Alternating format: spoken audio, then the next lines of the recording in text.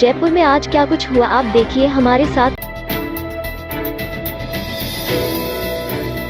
PCC मुख्यालय में जनसुनवाई के दौरान मंत्री के सामने महिला ने आत्महत्या की धमकी दी। मंत्री मोहम्मद और हेमाराम चौधरी के सामने कोविड हेल्थ असिस्टेंट वर्कर ने आत्महत्या करने की धमकी दी। सीएचए महिला वर्कर ने कहा कि अगर हमारी मांगें पूरी नहीं हुई तो वह आत्महत्या कर लेगी। कोविड वर्कर ने कहा बच्चों के साथ धरने पर बैठे हैं, लेकिन हमारी मांगों को नहीं सुना जा रहा है। महिला वर्करों ने स्थायी करने की मांग रखी है। मंत्रियों ने मुख्यमंत्री तक उनकी बात को पहुंचाने का आश्वासन दिया है।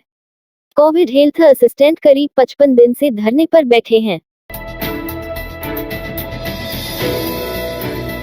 करीब 28 मांगों को लेकर राजस्थान के बेरोजगार एक बार फिर से आंदोलन की राह पर नजर आए। राजस्थान बेरोजगार एकीकृत महासंघ के बैनर तले दिए इस धरने में बड़ी संख्या में बेरोजगारों ने एकत्रित होकर अपनी एकता दिखाई। साथ ही सुबह से धरने पर बैठने के बाद करीब 4 घंटे तक भी कोई वार्ता नहीं होने के चलते बेरोजगारों ने आखिरकार 2 बजे सिविल लाइन कूच किया। लेकिन मौके पर मौजूद भारी पुलिस जाब्ते द्वारा बेरोजगारों को शहीद स्मारक के गेट पर ही रोक दिया, जिसके बाद बेरोजगारों ने शहीद स्मारक के गेट पर ही धरना शुरू किया। पुलिस और बेरोजगारों के बीच में करीब 2 घंटे तक तनातनी की स्थिति देखने को मिली। जयपुर में वन्यजीव प्रेमियों के लिए लेपर्ड सफारी के तौर पर आमागढ़ पैंथर सफारी भी शुरू हो गई है। सोमवार को पहले दिन की सफारी में जयपुर के राजीव अग्रवाल पहुंचे। इस दौरान उन्होंने लेपर्ड के पगमार्क की तरह बनाए वाटर पॉइंट देखा। कुछ देर बाद लेपर्ड की भी साइटिंग हुई। पर्यटक हिल टॉप पर जाकर सनराइज देख आश्चर्यचकित रह गए। उन्होंने कहा कि जयपुर में ऐसा जंगल कल्पना से परे है।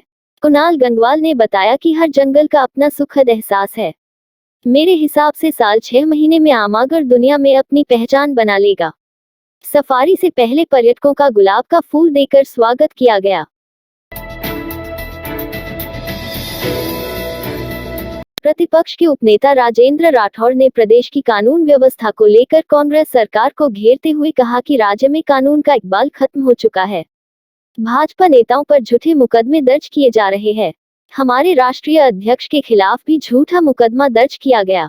मुकदमा कहा कि मेरे विरुद्ध भी 2 मुकदमे दर्ज कर रखे हैं। बीकानेर में हमारे कार्यकर्ताओं पर ज्ञापन देने, कोटा में भवानी सिंह राजावत के खिलाफ और जितेंद्र गोठवाल पर मुकदमा दर्ज कर जेल भेज दिया गया। इन्हें 50 दिन जेल में रहना पड़ा। पीसीसी में जनसुनवाई के दौरान वन मंत्री हेमाराम चौधरी ने राज्यसभा चुनाव, पानी की परेशानी और लोगों की समस्याओं पर बयान दिया। चौधरी ने गणेश घोगरा के इस्तीफे पर कहा कि इस बारे में मुख्यमंत्री से ही सवाल करे। कांग्रेस के सभी विधायक साथ है, गणेश घोगरा भी साथ है। केवल उन्होंने अपनी बात मुख्यमंत्री अशोक गहलोत के समक्ष रखी है। पहले स्वयं का इस्तीफा दिए जाने के सवाल पर कहा कि मैंने इस्तीफा दिया था, मेरी बात सुनी गई। राज्यसभा चुनावों को लेकर कहा कि 10 तारीख को चुनाव हो जाने दो, पता लग जाएगा। कांग्रेस 3 सीटें जीतेगी। निर्दलीय और बीटीपी विधायक कांग्रेस का साथ देंगे। निश्चित तौर पर राज्यसभा की 3 सीट हम जीतेंगे। प्रदेश कांग्रेस कार्यालय में मंत्री दरबार शुरू हुआ। वन मंत्री हेमाराम चौधरी और अल्पसंख्यक मामलात मंत्री मोहम्मद ने पीसीसी में लोगों की फरियाद सुनी। मंत्रियों के सहयोग के लिए पीसीसी उपाध्यक्ष नसीम अख्तर, सचिव प्रशांत शर्मा और प्रतिष्ठा यादव भी मौजूद रहे। जनसुनवाई के दौरान वन भूमि पर बसी कॉलोनियों, जंगलात क्षेत्रों में निवासियों की परेशानियां, अतिक्रमण के मामले और तबादलों से जुड़े प्रकरण अधिक सामने आए। मंत्रियों ने प्रकरणों को गंभीरता से सुनते हुए उचित कार्रवाई का आश्वासन दिया। कुछ प्रकरणों में अधिकारियों, अफसरों को फोन करके उचित कार्रवाई के निर्देश दिए। प्रदेश कांग्रेस के पूर्व अध्यक्ष राम किशोर व्यास की जयंती पर सोमवार को पार्टी मुख्यालय पर पुष्पांजलि कार्यक्रम हुआ। इस अवसर पर वन मंत्री हेमाराम चौधरी, अल्पसंख्यक मामलात मंत्री शाले मोहम्मद, कांग्रेस नेता ललित तूनवाल, राम सिंह कसवा, राजेश पांडे, मंजू शर्मा, राजू खान, अयूब खान, सत्येंद्र जादौन सहित अनेक कांग्रेस जनों ने व्यास के चित्र पर पुष्प अर्पित कर श्रद्धांजलि दी।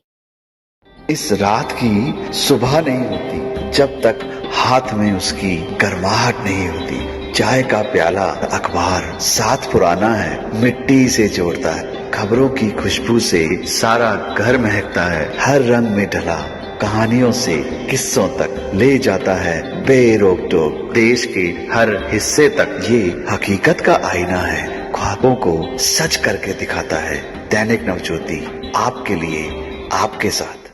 ये थे आज के मुख्य समाचार। विस्तार से जानने के लिए पढ़ते रहिए दैनिक नवज्योति। दैनिक नवज्योति के YouTube चैनल को सब्सक्राइब करें और ताज़ा अपडेट के लिए बेल आइकॉन दबाएं।